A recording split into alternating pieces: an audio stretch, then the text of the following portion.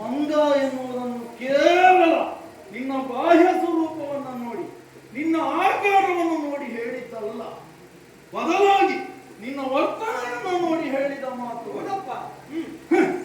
ಒಂದು ಅರಸನ ಸಭೆಯನ್ನ ಪ್ರವೇಶಿಸಬೇಕಾದ ಬಗೆ ಹೇಗೆ, ಅರಸನ ಸಭೆಗೆ ಬಂದ ನಂತರ ವರ್ತಿಸುವ ರೀತಿ ಹೇಗೆ ಎನ್ನುವ ಕನಿಷ್ಠ ಸಂಸ್ಕಾರವೂ ಇಲ್ಲದ ಕಾಡು ಕಪಿಯರು ಜಾಗ್ರತೆ ಮಾತನಾಡುವಾಗ ಏನು ಹೇಳಿದ ನೀನು? ಬರಿದೇಕೆ ಕದನಕ್ಕೆ ಕಾರಣರಾದಿವೆ. ಯಾರು ನಾವಾಗಿ ಬಂದು ನಿಮ್ಮ ಮೈ ಮೇಲೆ ಬಿದ್ದದ್ದ? ನಿಮ್ಮ ಅಶ್ವಮೇಧದ ಹಯ ನಮ್ಮ ನಾಡನ್ನು ಬಂದು ತಲುಪಿದೆ. ಅಶ್ವಮೇಧದ ಹಯದ ಹಣೆಯ ಮೇಲಿರುವ ಲೇಖನದಲ್ಲಿರುವ ಸಾರಾಂಶ: ಬಲವುಳ್ಳವರು ಕಟ್ಟಿ ಕಾದಾಡುವುದು, ಬಲಹೀನರು ಶರಣಾಗಿ ಕಪ್ಪವನ್ನು ನೀಡುವುದು.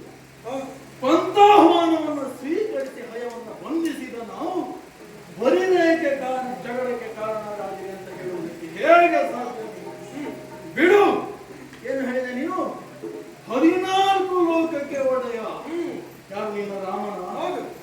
ಈ ಜ್ಯೋತಿರ್ಮಯದ ಪುರ ಎನ್ನುವುದು ನೀನು ಹೇಳುವ 14 ಲೋಕಗಳಿಂದ ಹೊರತಾಗಿರುವ 15ನೇ ಲೋಕದಲ್ಲಿ ತಾಳಿದ್ದೀಯ. ನಿನ್ನ ರಾಮನ ಆಳ್ವಿಕೆಯಲ್ಲಿರುವ ಊಳಿಗಳ ಆಳುಗಳು ನಮ್ಮನ್ನು ನೆನಪಿಟ್ಟರು. ಒಬ್ಬ ನಿನ್ನ ಸತ್ಯ ಏನು? ಮಾತು ಮಾತಿಗೂ ರಾಮ ರಾಮ ರಾಮ. ಏನು ನಿನ್ನ ರಾಮನ ಹೆಸರನ್ನು ಕೇಳಿದ ಕ್ಷಣದಲ್ಲಿ ಹೆದರಿ ಓಡುವುದಕ್ಕೆ ನಾವೇನು ಹೇಳಿಗಳು ಅಂತ ಭಾವಿಸಿದ್ದೀಯ? ಅಲ್ಲ, ನಿನ್ನ ರಾಮ ಏನು ದೊಡ್ಡ ಕಲಿಯನ್ನು ಓದಬೇಕಲ್ಲ. ಕಲಿಯ? ಕಲಿಯಲ್ಲ ಮತ್ತೆ ಏನು ಗೊತ್ತಾ?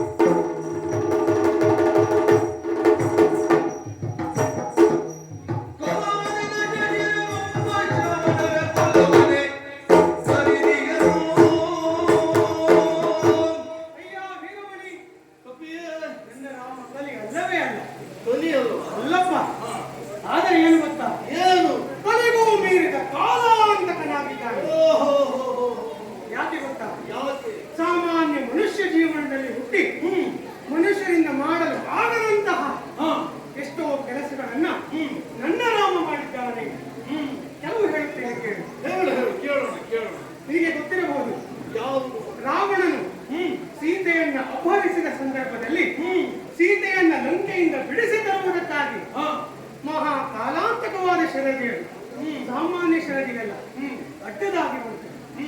ಆ ಶರದಿಗೆ ಸೇತುವೆಯನ್ನು ರಚಿಸಿದ್ದಾನೆ ನನ್ನ ರಾಮ.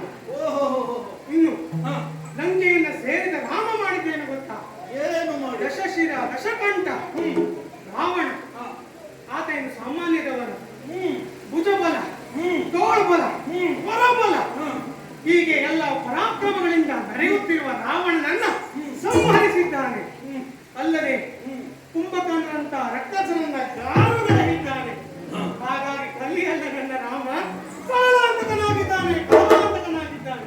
ನೀನು ಕಥೆಯನ್ನು ಹೇಳುವುದಕ್ಕೆ ಪ್ರಾರಂಭ ಮಾಡಿದರೆ ಯಾವುದೋ ನಮಗೆ ಗೊತ್ತಿಲ್ಲದೆ ಇದ್ದ ವಿಚಾರವನ್ನು ಹೇಳ್ತೀಯ ಅಂತ ಗಮನ ಇಟ್ಟು ಕೇಳಿ. ಗೊತ್ತಿದೆ ನಿಮಗೆ? ಇದೇನು ನಮಗೆ ಗೊತ್ತಿಲ್ಲದೆ ಇದ್ದ ವಿಷಯ ಗೊತ್ತದೆ ರಾಮನ ಬಗ್ಗೆ ನಾನು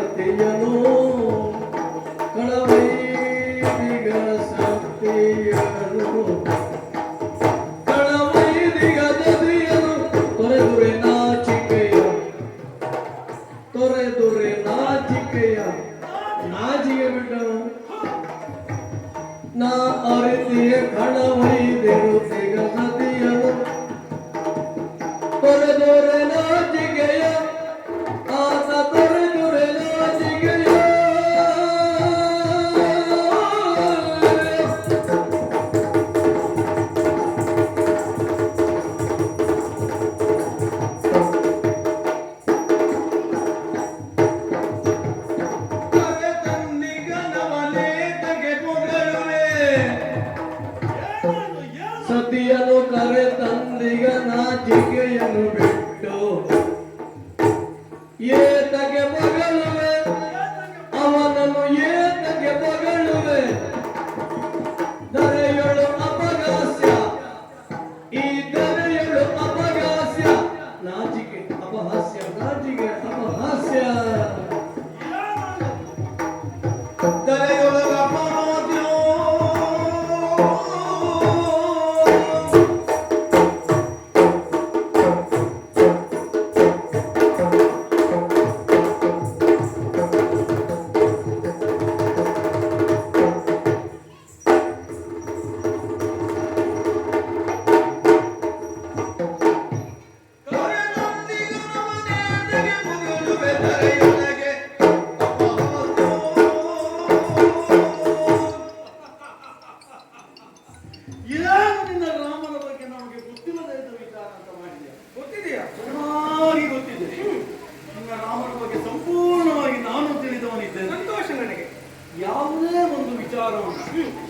ಏಕಮುಖವಾಗಿ ಯೋಚಿಸಿದಾಗ ಆಗುವ ಸಮಸ್ಯೆ. ಏನ್ ಸಮಸ್ಯೆ? ರಾಮ ರಾವಣನನ್ನು ಕೊಂದ, ಹಾಗಾಗಿ ಆತ ಮಹಾಪುರುಷ. ಇಲ್ಲಿ ರಾಮನ ಬಗ್ಗೆ ಎಷ್ಟು ತಿಳುವಳಿಕೆ ಬೇಕೋ ರಾವಣನ ಬಗ್ಗೆ ಆತನ ಹಿನ್ನೆಲೆಯನ್ನು ತಿಳಿದುಕೊಳ್ಳುವುದು ಅಷ್ಟೇ ಅಗತ್ಯವಾದಂತಹ ವಿಚಾರ. ಸರಿ, ರಾವಣ ಪರಾಕ್ರಮಿ ಎನ್ನುವುದರಲ್ಲಿ ಮಾತಿಲ್ಲ. ಆದರೆ ಆತನ ದುಷ್ಟಕೃತ್ಯಗಳು, ಆತನ ಪಾಪ ಕೃತ್ಯಗಳೇ ಆತನ ಸಾವಿಗೆ ಕಾರಣವಾದದ್ದು.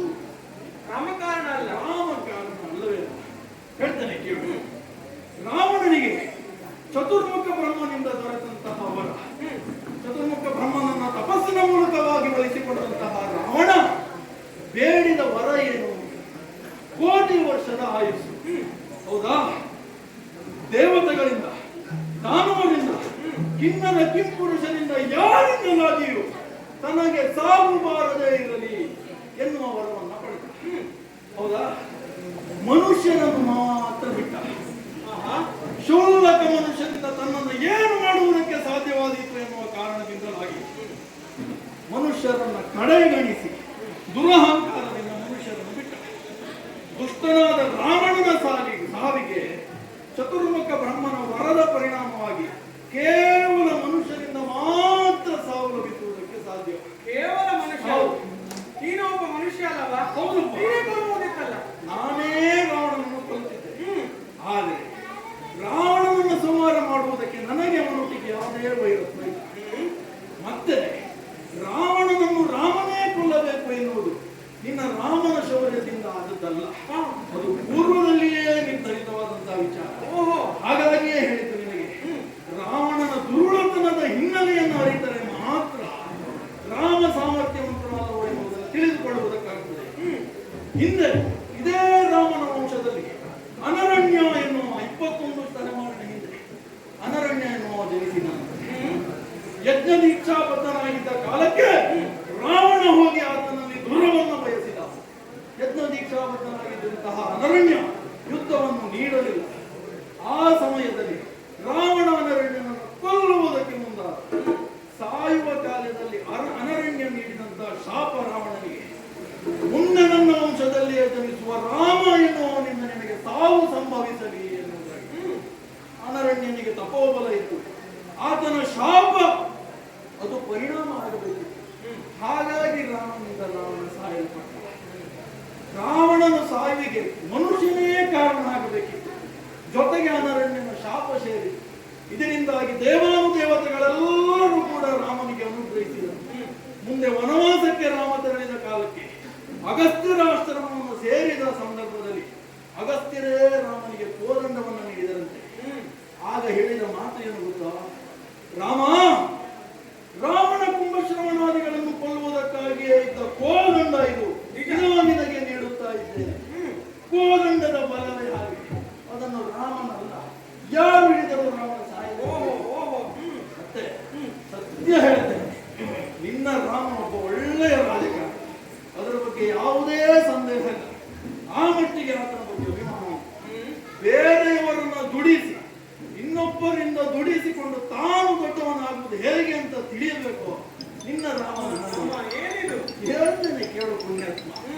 ನಿಮ್ಮ ಕಪಿ ಸಮೂಹ ಎಲ್ಲ ರಾಮನೊಟ್ಟಿಗೆ ಸೇರಿಕೊಂಡಿದ್ದು ಹೌದಾ? ಅದಕ್ಕೂ ಒಂದು ಹಿನ್ನೆಲೆ ಉಂಟು.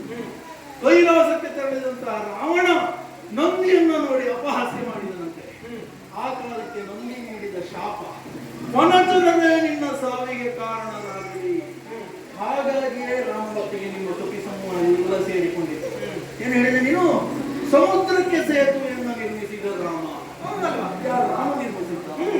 ನಳ ಮತ್ತು ನೀಳ ನಿಮ್ಮ ಕಪಿ ಸಮೂಹದಲ್ಲಿದ್ದ ಮುಖ್ಯಸ್ಥರು. ನಳನಿಗಿರುವ ವರ ಯಾವುದೇ ಕಲ್ಲನ್ನು ಮುಟ್ಟಿ ನೀರಿಗೆಸಿದರೂ ನೀರಿನಲ್ಲಿ ತೇಲುತ್ತದೆ, ಆತನಿಗಿರುವ ವರ. ನೀಳ ಎನ್ನುವ ಸಮುದ್ರಕ್ಕೆ ಸೇತುವೆಯನ್ನು ನಿರ್ಮಿಸುವುದು ಹೇಗೆ ಎನ್ನುವುದಾಗಿ ನಕ್ಷೆಯನ್ನು ನಿರ್ಮಿಸಿದ. ಅಸಂಖ್ಯಾತ ಕಪಿ ಸಮೂಹ ಶ್ರಮ ಪಟ್ಟಿತು. ಇದೆಲ್ಲದರ ಪರಿಣಾಮವಾಗಿ ಸಮುದ್ರದ ಸೇತುವೆ ನಿರ್ಮಾಣ ಆಯಿತು. ಇಷ್ಟೆಲ್ಲ ಆಗಿ ಈ ನಿನ್ನ ರಾಮ ಹೋಗಿ ಕರೆ ತಂದದ್ದು ಯಾರನ್ನ? ರಾವಣ ಎಂತಹ ಕಾಮುಕ ಎನ್ನುವುದು ಜಗತ್ತಿಗೆ ತಿಳಿದಂತಹ ಸತ್ಯ. ಅಂತಹ ಕಾಮುಕ ಗೊತ್ತೊಯ್ದಂತಹ ಹೆಂಡತಿಯನ್ನ ಪುನಃ ಕರೆ ತಂದು ಇಟ್ಟುಕೊಂಡವರ ಸಮಾಜ ಏನ್ ಹೇಳ್ತದೆ ಗೊತ್ತಾ? ಮರ್ಯಾದೆ ಸತ್ತವ, ಮಾನ ಬಿಟ್ಟ ಮಾತು ಹೇಳ್ತಾರೆ. ನಿನ್ನ ನಾವು ಎಂತ ಮಾತುಗಳನ್ನ ಆಡ್ತಾ ಇದ್ದೀಯ? ಏನು ಯಾದಗಿಂದು ನೋಡಿವೆ ಮೂರ್ಖನೇ.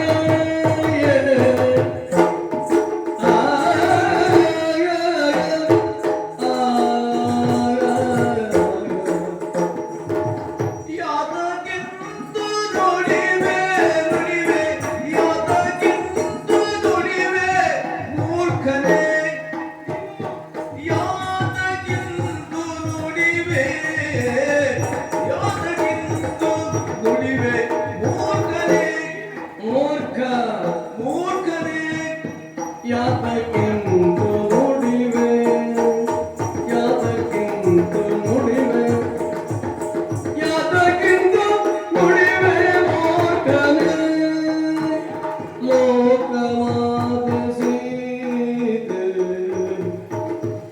ಲೋಕಮಾತೆ ಸೀತೆ ಲೋಕಮಾತೆ ಸೀತೆ ಲೋಕಮಾತೆ ಸೀತೆ ಭುವನ ಖ್ಯಾತೆ ಆದಿಶಕ್ತಿ ಮೂಢನೆ ಮುಖ ಲೋಕಮಾತೆ ಸೀತೆ ಲೋಕಮಾತೆ ಸೀತೆ ಲೋಕಮಾತೆ ಸೀತೆ ಭುವನ ಖ್ಯಾತೆ ಆದಿಶಕ್ತಿ ಭುವನ ಖ್ಯಾತೆ ಆದಿಶಕ್ತಿ ಮೂಢನೆ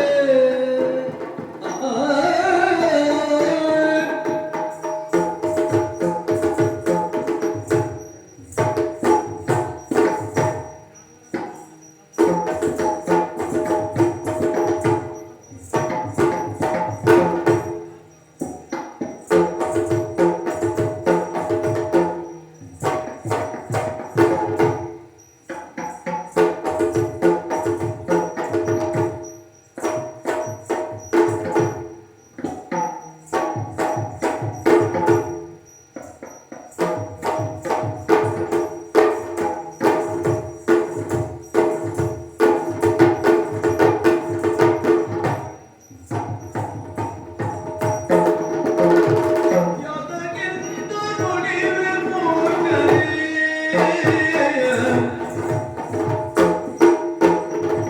ಮೂಲ ಪ್ರಕೃತಿ ಇವನ ದೆಸೆಯಗೆ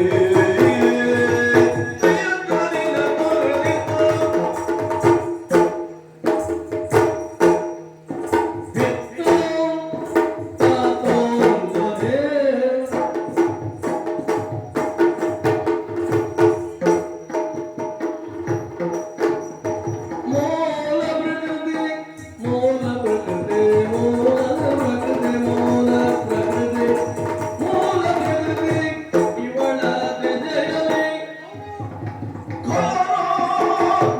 ನಿರ್ಮೂಲ ದೈವ ನೆವನದಿಂದಲೇ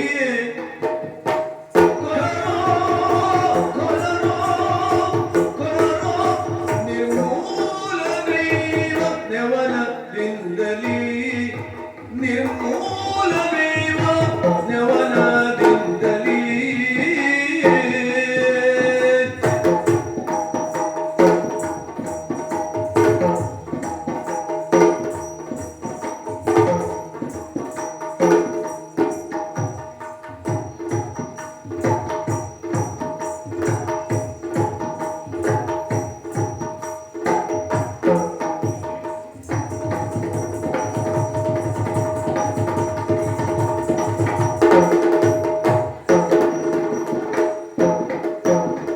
ತಾಳೆ ರಾಮಾವತಾರ ತಾಳೆ ರಾಮಾವತಾರ ತಾಳಿ ರಾಮಾವತಾರ ತಾಳಿ ರಾಮಾವತಾರ ತಾಳಿ ರಾಮಾವತಾರ ಮೂಲ ಪುರುಷ ವಿಶ್ವಮೂರ್ತಿ ತಾಳೆ ರಾಮಾವತಾರ ಮೂಲ ಪುರುಷ ವಿಶ್ವಮೂರ್ತಿ ಮೂಲ ಪುರುಷ ವಿಶ್ವಮೂರ್ತಿ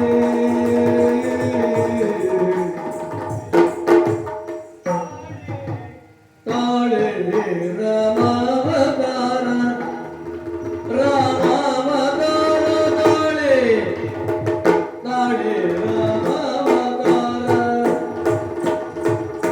ತಾಳಿ ರಾಮಾವತಾರ ಮೂಲ ಪುರುಷ ವಿಶ್ವಮೂರ್ತಿ ಕೋಣಗನುನ ಅಗ್ನಿ ಜ್ವಾಲೆಯೊಳಗೆ ಪರಿಕಿಸಿಟ್ಟನು ಕೂಳ ಜನರರಿದು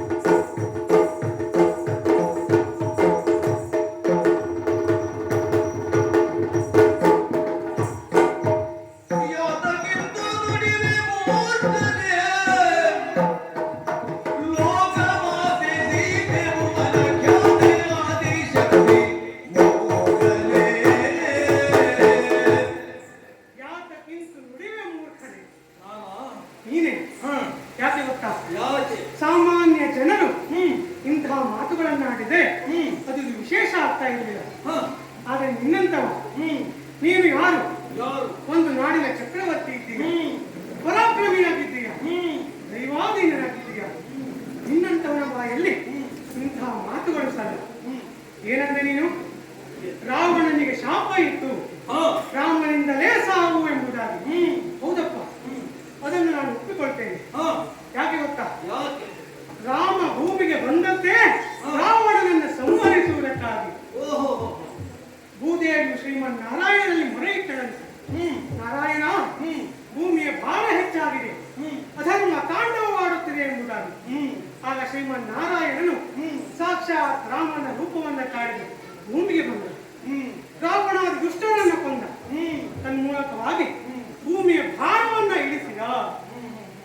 ಹಾಗಾಗಿ ಶ್ರೀಮನ್ ನಾರಾಯಣನೇ ರಾಮನಾಗಿ ಬಂದ. ಇನ್ನು ಸೀತೆಯ ಬಗ್ಗೆ ಹೇಳಿದೆಯಲ್ಲ, ಶ್ರೀಮನ್ ನಾರಾಯಣನು ರಾಮನಾದರೆ ಸಾಕ್ಷಾತ್ ಲಕ್ಷ್ಮೀ ದೇವಿಯೇ ಸೀತಾಮಾತೆಯಾಗಿದ್ದಾಳೆ. ಅಲ್ಲ, ಆದಿಶಕ್ತಿಯಾಗಿದ್ದಾಳೆ.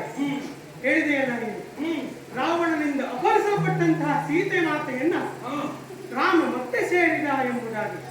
ಅಯ್ಯ, ರಾಮ ಅತ್ಯಂತ ಪರಿಶುದ್ಧರು. ಅದನ್ನ ರಾಮ ಸಾಬೀತು ಮಾಡಲೆಂದೇ ಜಗದಗಿಸುವ ಅಗ್ನಿಜ್ವಾಲೆಯಲ್ಲಿ ಸೀತೆಯನ್ನ ಪ್ರವೇಶ ಮಾಡುವಂತೆ ಮಾಡಿದ. ತನ್ಮೂಲಕವಾಗಿ ಸೀತೆ ಪರಿಶುದ್ಧಳು ಎಂಬುದನ್ನ ಲೋಕಮುಖಕ್ಕೆ ಸಾಬೀತು ಮಾಡಿದ್ದಾನೆ ನನ್ನ ರಾಮ. ಅಷ್ಟೇ ಅಲ್ಲ, ದೇವತೆಗಳು ಸಹ ಸೀತೆ ಪರಿಶುದ್ಧಳು ಎಂದು ಸಾರಿ ಸಾರಿ ಹೇಳಿದ್ದಾರೆ. ನನ್ನ ರಾಮ ಮೂಲ ಪುರುಷನಾದರೆ ಸೀತೆ ಮೂಲ ಪ್ರಕೃತಿಯಾಗಿದ್ದಾಳೆ. ಇನ್ನ ಅವತಾರಿ ಪುರುಷ ರಾಮಚಂದ್ರ ಸೀತಾದೇವಿಯ ಪರಿಶುದ್ಧರು ಎನ್ನುವುದನ್ನು ತೋರಿಸುವುದಕ್ಕಾಗಿ ಅಗ್ನಿ ಪ್ರವೇಶವನ್ನು ಮಾಡಿದ್ದಾರೆ. ಹೌದು. ಈಗ ನಿನ್ನ ಸೀತಾಮಾತೆ ಎಲ್ಲಿದ್ದಾಳೆ? ಈಗ ರಾಮನ ಜೊತೆಗಿಲ್ಲ, ಮತ್ತೆ ಎಲ್ಲಿದ್ದಾಳೆ? ತಿಳಿಸಿದ್ದಾನೆ ಅವರು ಮತ್ತೆ. ಯಾಕಾಗಿ ತಿಳಿಸಿದ? ಅಯ್ಯ, ನಿನಗೆ ರಾಮಾಯಣ ಗೊತ್ತು ಎಂಬುದು ಅರ್ಥ ಆಯಿತು. ಗೊತ್ತಿದ್ದೇ ಸಂಪೂರ್ಣವಾಗಿ ನಿನಗೆ ಗೊತ್ತಿಲ್ಲ ಅಂತ ಆಯ್ತು. ಯಾಕೆ ಗೊತ್ತಾ? ರಾಮನ ಜೀವನದಲ್ಲಿ ಎರಡು ವಿಭಾಗಗಳನ್ನು ನಾವು ಕಾಣಬಹುದು. ಯಾವುದು? ಒಂದು ಸೀತಾರಾಮನಾಗಿ, ಇನ್ನೊಂದು ರಾಜಾರಾಮನಾಗಿ. ಸೀತೆಯನ್ನ ಮದುವೆಯಾದಲ್ಲಿ ಅದು ಸೀತಾರಾಮನಾದರೆ ಅಯೋಧ್ಯೆಯನ್ನು ಏರಿದ ಮೇಲೆ ಆತ ರಾಜಾರಾಮನಾಗಿ ಮೆರೆಯುತ್ತಿದ್ದಾನೆ. ವರ್ತಮಾನ ಕಾಲದಲ್ಲಿ ಆತ ರಾಜಾರಾಮನಾಗಿದ್ದಾನೆ. ಪ್ರಜೆಗಳ ಮಾತಿಗೆ ಬೆಲೆ ಕೊಡುವ ಸಲುವಾಗಿ ಸೀತೆಯನ್ನು ಪುನಃ ತ್ಯಜಿಸಿದ್ದಾನೆ ಹೊರತು ಬೇರೆ ಯಾವ ಉದ್ದೇಶವೂ ಇಲ್ಲ. ಅಯ್ಯ, ನೀನು ಹೇಳಿದ ಹಾಗೆ ನೀನೇ ಹೇಳಿದ ಅಗ್ನಿ ಪ್ರವೇಶವನ್ನು ಮಾಡಿದಂತಹ ಸೀತೆಯನ್ನ ದೇವಾನುದೇವತೆಗಳೇ ಪ್ರತ್ಯಕ್ಷರಾಗಿ ಆಕೆ ಪರಿಶುದ್ಧಳು ಎನ್ನುವುದಾಗಿ ನುಡಿದರು. ದೇವಾನುದೇವತೆಗಳ ಮಾತನ್ನು ಕಡೆಗಣಿಸಿ ಒಬ್ಬ ಕಟ್ಟ ಕಡೆಯ ಪ್ರಜೆ ಯಾವುದೋ ಒಬ್ಬ ಅಗಸ ಹೇಳಿದ ಮಾತಿಗಾಗಿ ತುಂಬು ಗರ್ಭಿಣಿಯಾದ ಹೆಂಡತಿಯನ್ನು ಅಡವಿಗಟ್ಟುವ ನಿನ್ನ ದೇವರನ್ನ ಮನುಷ್ಯ ಅಲ್ಲ ಅಂತ ಒಪ್ಪಬಹುದು. ಹಾಗಂತ ದೇವರಂತೂ ಅಲ್ಲವೇ ಅಲ್ಲ. ಮನುಷ್ಯಂತ ಇದ್ದವರು ಯಾರೂ ಮಾಡುವ ಕಾರ್ಯ ಆತ ಮಾಡಲು ಇಲ್ಲ. ಹಾಗಂತ ದೇವರನ್ನು ನಾನು ನಂಬುವನೇ ಅಲ್ಲ ಅಂತಲ್ಲ, ನಾನೂ ದೈವಿ ಭಕ್ತನೇ. ನಾನು ನಂಬುವ ದೇವರು ಯಾರು ಗೊತ್ತಾ? ಹರನು. ಬ್ರಹ್ಮಾಂಡ ಗೋಡೆಯನು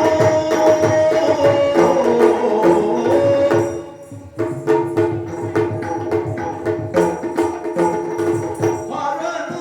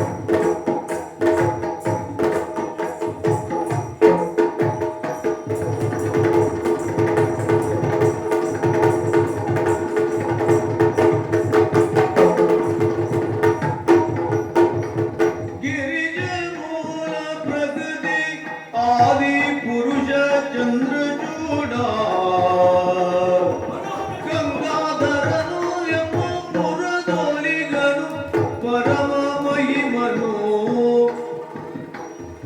ಗಂಗಾಧರನು ಎಂಬ ಪುರದೊಲಿಗನು ಪರಮ ಮಹಿಮನವನು ಮಾಲರುಂಟೆ ಕೇಶ ಮರುಳು ನಿನಗೆ ಮುಟ್ಟುವದನವ ಮರುಳು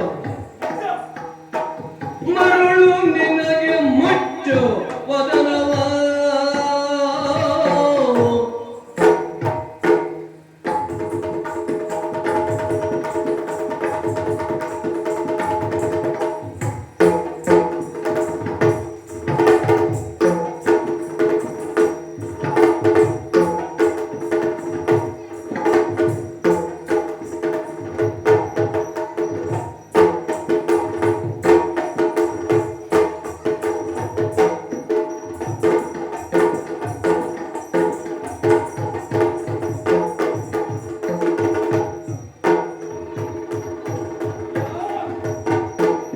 ಪರಲೋ ಬ್ರಹ್ಮಾಂಡ ಗೊಡೆಯಲು ಇವನ ಬಿಟ್ಟಿರಲು ವಿಶ್ವಮೂರ್ತಿ ಭಕ್ತನು ಮುಚ್ಚ. ಎಲ್ಲ ಸಾಕು. ಸತ್ಯ ಹೇಳ್ತಾನೆ, ರಾಮ ಹೇಗೆ ಅನ್ನೋದು ನನಗೆ ಗೊತ್ತಿಲ್ಲ. ಆದರೆ ನಿನ್ನಂತಹ ಒಬ್ಬ ಹಗಲು ಮಠ ಇದ್ದಾನೆ ಅಂತಾದರೆ ಯಾರೂ ದೇವರಾದರು, ಯಾರು ದೇವರಾದರು ಅದರ ಬಗ್ಗೆ ಮಾತೇ ಇಲ್ಲ. ನಾವು ನಂಬುವ ದೇವರು ಯಾರು ಅಂತ ಯಾರು? ಆದಿಪುರುಷ. ನೀನು ಹೇಳಿದ ಹಾಗೆ ನಿನ್ನ ರಾಮನಲ್ಲ ಆದಿಪುರುಷ. ತತ್ಪುರುಷಾಯ ಧೀಮಹಿ ತತ್ಪುರುಷಾಯ ವಿದ್ಮಹಿ ಮಹಾದೇವಾಯ ಧೀಮಹಿ ತನ್ನೋ ರುದ್ರ ಪ್ರಚೋದಯಾತ್. ದೇವಾನುದೇವತೆಗಳು ಋಷಿಮುನಿಗಳು ಎಲ್ಲರೂ ಹೀಗಂತ ಭಜಿಸಿದ್ದು ಆದಿಪುರುಷ ಎನ್ನುವುದಾಗಿ ರುದ್ರನನ್ನು ಬಿಟ್ಟರೆ ನಿನ್ನ ರಾಮನನ್ನಲ್ಲ. ರಾಮನೇ ಆದಿಪುರುಷ ಎನ್ನುವುದಕ್ಕೆ ಬೇಕಷ್ಟು ಸಾಕ್ಷ್ಯವನ್ನು ನಾನು ನಿಮಗೆ ನೀಡಬಲ್ಲೆ. ಒಂದು, ಲಿಂಗ ಪೂಜೆ. ಹೌದಾ? ಪುರುಷ ಆದಿಪುರುಷ ಎನ್ನುವುದಕ್ಕೆ ಪ್ರತೀಕವಾಗಿ ಲಿಂಗ ಪೂಜೆ, ದೇವರು ಲಿಂಗ ಪೂಜೆ. ಇನ್ನು ಆತ ಇರುವುದು ಎಲ್ಲಿ? ಸ್ಮಶಾನವಾಸಿಯಾಗಿ. ಜಗತ್ತಿನ ಜೀವನವೆಲ್ಲ ಕಟ್ಟ ಕಡೆಗೆ ಸೇರುವುದು ಸ್ಮಶಾನವನ್ನು. ಅಂತಹ ಪ್ರಕೃತಿಯಲ್ಲಿ, ಅಂತಹ ಸ್ಮಶಾನದಲ್ಲಿ ಆತನ ವಾಸ. ಭಸ್ಮಪ್ರಿಯ, ಗಂಗಾಧರ, ನಾಗಾಭರಣ, ವ್ಯಾಘ್ರ ಚರ್ಮಾಂಬರಧರ. ಎಷ್ಟು ಬೇಕು, ಎಷ್ಟು ಬೇಕು. ನನ್ನ ದೇವರ ಬಗ್ಗೆ ಸಾಕಷ್ಟು ಹೇಳಿ. ಆತನ ಆಭರಣಗಳೆಲ್ಲವೂ ಪ್ರಕೃತಿಗೆ ಸಂಬಂಧಿಸಿದ್ದೆ. ಇನ್ನು ಆದಿಶಕ್ತಿ ಯಾರು ಅಂತ ಕೇಳಿದರೆ ನನ್ನ ತಾಯಿ ಗಿರಿಜೈ ಆದಿಶಕ್ತಿಯಾಗಿ, ಕಾಳಿಯಾಗಿ, ದುರ್ಗೆಯಾಗಿ ಅವತಾರವನ್ನು ಎತ್ತಿ ಲೋಕಕ್ಕೆ ತೋರಿಸಿಕೊಟ್ಟವರು ತಾನು ಯಾರು ಎನ್ನುವುದಾಗಿ. ಯಾರೋ ಹೇಳಿದ ಮಾತಿಗಾಗಿ ತನ್ನ ಹೆಂಡತಿಯನ್ನು ಕಾಡಿಗೆ ಹಾಕುವವನನ್ನು ಆದರ್ಶ ದಂಪತಿಗಳನ್ನು ಹೇಳಲಿಕ್ಕೆ ಆಗುವುದಿಲ್ಲ. ಬಾಯಿಯಲ್ಲಿ ಎಲ್ಲರೂ ಅರ್ಧಾಂಗಿ ಅಂತ ಹೇಳಿರಬಹುದು. ತನ್ನ ಅರ್ಧ ಶರೀರವನ್ನು ಹೆಂಡತಿಗೆ ನೀಡಿ ಅರ್ಧನಾರೀಶ್ವರನಾಗಿ ಪ್ರಕಟಗೊಂಡು ಗಂಡ ಹೆಂಡಿರುವುದು ಹೇಗಿರಬೇಕು ಅಂತ ಜಗತ್ತಿಗೆ ತೋರಿಸಿಕೊಟ್ಟವ. ಆದಿಪುರುಷ ಆದಿಶಕ್ತಿಯಾಗಿ ಪ್ರಕಟಗೊಂಡವ ನನ್ನ ದೇವರು, ನನ್ನ ದೇವರು ಹಣ. ಹೀಗೆಲ್ಲ ಇರುವಾಗ ಈಗ ಒಳ್ಳೆ ಮಾತಿನಿಂದ ಭಯವನ್ನು ಬಿಟ್ಟು ನಿನ್ನ ರಾಮನನ್ನ ದೇವರು ಅಂತ ನಾವು ಒಪ್ಪಿಕೊಳ್ಳುವುದು ಸಾಧ್ಯ? ಅಯ್ಯ, ನಾನು ಹೇಳಿದ್ದೇನು ಗೊತ್ತಾ? ನಿನ್ನ ಹರ ದೇವನಲ್ಲ ಅಂತ ನಾನು ಹೇಳಿದ್ದಲ್ಲ. ಮೊದಲಿಗೆ ನನ್ನ ರಾಮ ಮೂಲ ಪುರುಷ ಅಂತ ನಾನು ಹೇಳಿದ್ದೆ. ಮೂಲ ಪುರುಷ ನನ್ನ ದೇವರು ಅನ್ನೋದಕ್ಕೆ ಈಗಾಗಲೇ ಸಾಕಷ್ಟು ಸಾಕ್ಷ್ಯವನ್ನು ನೀಡಿದ್ದೇವೆ. ಇನ್ನು ಮತ್ತೇನಾದ್ರು ಇದ್ರೆ ಇನ್ನು ನೀನು ಹೇಳಿದೆಯಲ್ಲ, ಸಾಕ್ಷಾತ್ ಪಾರ್ವತಿಗೆ ಈಶ್ವರನು ರಾಮೋಪದೇಶವನ್ನ ಮಾಡಿದ್ದಾನೆ. ಯಾವಾಗ ಗೊತ್ತಾ? ಯಾವಾಗ? ಲೋಕದಲ್ಲಿ ಅಧರ್ಮ ತಾಂಡವವಾಡುತ್ತಿರುವ ಸಂದರ್ಭದಲ್ಲಿ ಜನರೆಲ್ಲರೂ ವಿಷ್ಣು ಸಹಸ್ರನಾಮದ ಮೊರೆ ಹೋಗ್ತಾರಂತೆ. ಆ ಸಂದರ್ಭದಲ್ಲಿ ಪಾರ್ವತಿಯು ಶಿವನಿಗೆ ಕೇಳಿದಳಂತೆ, ವಿಷ್ಣು ನಾಮವನ್ನ ಉಚ್ಚರಿಸಲಾಗದವರ ಕಥೆ ಏನು ಎಂಬುದಾಗಿ. ಆಗ ರಾಮ ಹೇಳಿದ್ದೇನು ಗೊತ್ತಾ? ರಮೇ ರಾಮೇ ವರಾನನೆ ಸಹಸ್ರನಾಮ ತತ್ತುಲ್ಯಂ ರಾಮನಾಮ ವರಾನನೆ ಎಂಬುದಾಗಿ. ರಾಮ ಎಂಬ ನಾಮ ವಿಷ್ಣು ಸಹಸ್ರನಾಮದಂತೆ ಎಂದು ಶಿವನು ಪಾರ್ವತಿಗೆ ಹೇಳಿದ್ದಾನೆ ಗೊತ್ತಾ? ರಾಮನನ್ನ ರಾಮ ಧ್ಯಾನ ಮಾಡುವ ಕಥೆಯನ್ನು ನೀನು ಹೇಳಿದರೆ ನನ್ನ ದೇವರನ್ನ ರಾಮ ಪೂಜಿಸಿದ ಕಥೆಯನ್ನು ನಾನು ಹೇಳ್ತೇನೆ. ಅದೇ ನಾನು ಹೇಳಿದ್ದು. ಸಮುದ್ರಕ್ಕೆ ನೀವು ಸೇತುವೆಯನ್ನು ಕಟ್ಟಿದಿರಾ? ಸೇತುವೆಯನ್ನು ಕಟ್ಟುವ ಪುರದಲ್ಲಿ ಇದೇ ನಿನ್ನ ದೇವರು ಅಂತ ಹೇಳಿಕೊಳ್ಳುವ ರಾಮಚಂದ್ರ ನಿಜ ಸೇತುವೆಯನ್ನು ಕಟ್ಟುವುದಕ್ಕೆ ರಾವಣ ಕುಂಭ ಶ್ರವಣಾದಿಗಳನ್ನು ಯಾರನ್ನು ಕೇಳಿದರೆ ನನ್ನ ದೇವರನ್ನು ಪ್ರತಿಷ್ಠಾಪಿಸಿ ಪೂಜೆ ನಿಜ. ಮಾಡಿ. ಅದೇ ನಾನು ಹೇಳಿದ್ದು. ಶಿವ ರಾಮ ಅಥವಾ ರಾಮ ಶಿವನಲ್ಲಿ ಭೇದ ಭಾವವಿಲ್ಲ. ಅವರ ಅನುಚರರಾದ ನಮ್ಮಲ್ಲಿ ಭೇದ ಭಾವ ಯಾಕೆ?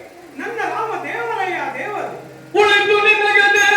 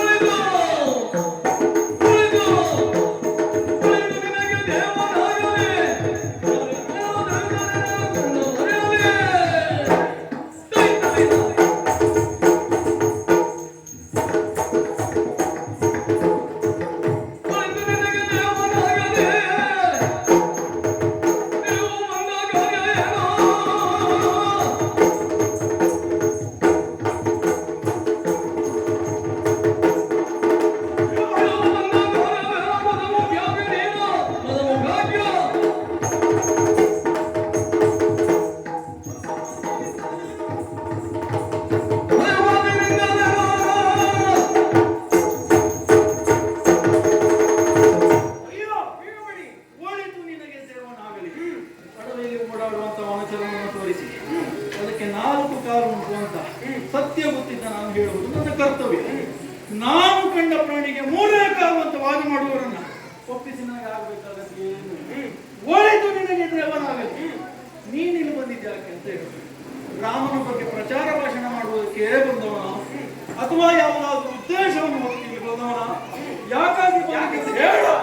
ಧರಣಿ ವಂಶ ಪ್ರದೀಪ ರಾಮನೇ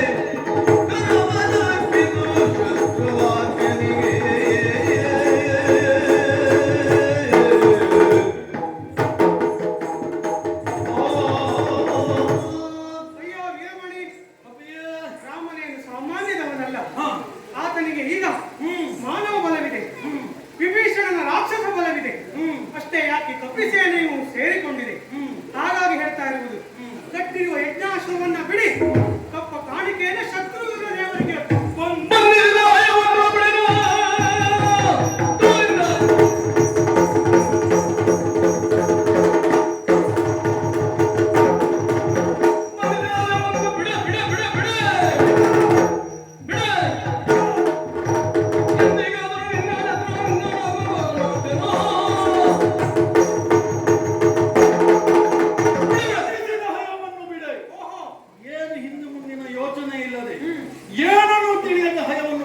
ಅಂತಲ್ಲ. ಹಯದ ರಕ್ಷಣೆಗೆ ಬಂದವರು ಯಾರು? ಯಜ್ಞಾಶ್ವವನ್ನು ಕಟ್ಟಿದರೆ ಏನಾದೀತು? ಎಲ್ಲವನ್ನು ತಿಳಿದೇ ಹಯವನ್ನು ಬಂಧಿಸಿದವರು ನಾವು. ಬಂಧಿಸಿದ ಹಯವನ್ನು ಯಾವುದೇ ಕಾರಣಕ್ಕೂ ಬಿಟ್ಟು ಕೊಡಲಾರೆ. ನಿನ್ನ ರಾಮನನ್ನು ದೇವರು ಎಂದಲೂ ಒಪ್ಪಲಾರೆ. ಒಳ್ಳೆಯ ಮಾತಿನಲ್ಲಿ ನಿನ್ನ ಶತ್ರುಘ್ನಿಗೆ ಹೋಗಿ ಹೇಳು, ಹಯವನ್ನು ಬಿಟ್ಟು ತೆರಳುತ್ತೀರೋ ಇಲ್ಲ ಪರಮೇಶ್ವರನ ಕೃಪಾಕೋಚಿತನಾಗಿರುವಂತಹ ನನ್ನಿಂದ ಹೊರಡಲು ಎದುರಾಯ್ತೀರೋ ಹೇಳು.